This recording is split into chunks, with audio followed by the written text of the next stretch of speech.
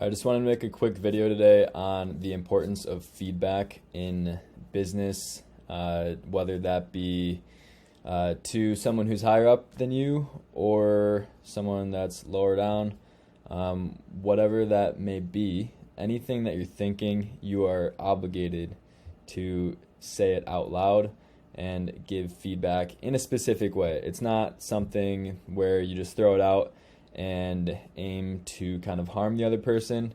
I'll go through kind of the framework of how we should be communicating and giving feedback. But first, I'd like to tell a little story about the importance of feedback and how it can help in a business setting or in life in general. So let's say you're at a big meeting and there's a lot on the line. This is something that can make or break the year. It's a sales meeting with a $100,000 client. They are really close to being to signing on, and you're at this dinner, and one of your coworkers, and this is just a pet example. It's not something that actually happened or probably would happen, but just bear with me. And let's say you're here at this meeting and your coworker is one of those people who just chews with their mouth open and very loudly. So they're smacking their lips, they're sitting there.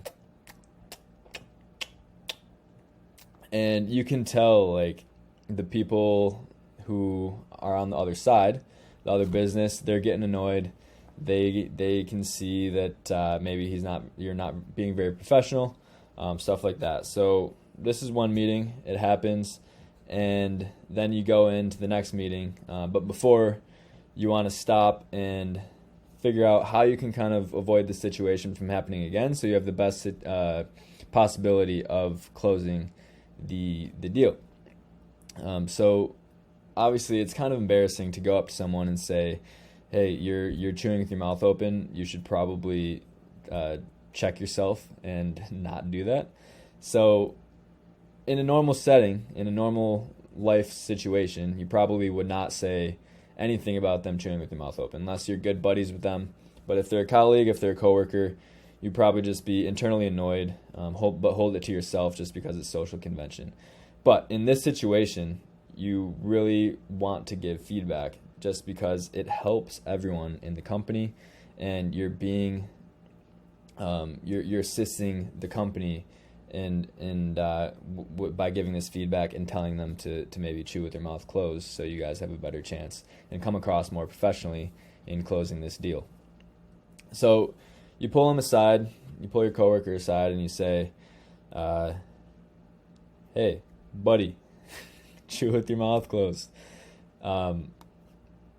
That's the gist of it, but we want to follow a framework when we're giving feedback. So it's called the 4A framework. It's something that Netflix does. They use in their company meetings, or just anywhere across the board in the company. But the four things that we want to focus on are: first, we want to aim to assist.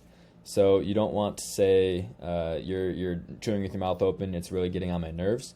You want to aim to assist and say, okay, I think we would have a better chance at closing this deal if you did chew with your mouth closed. I'd like to give you some feedback and just say help everyone out, and please chew with your mouth closed. Now, that in itself is also actionable, and that's the second A. So you don't want to say chewing with your mouth open. That's very annoying, and obviously the alternative here is to chew with your mouth closed. But in a more complex situation, it might mean there's many alternatives, and you want to make your suggestion actionable, which would entail in this situation closing your mouth.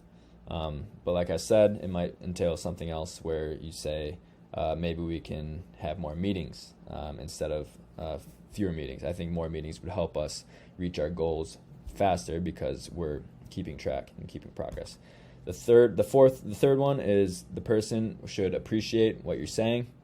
So you don't want to get defensive about it. You just take it in, appreciate it. And then the fourth A is you can accept or discard it. You're going to get a lot of feedback, and you can either accept what they're saying or discard it, but at the end, it's your choice.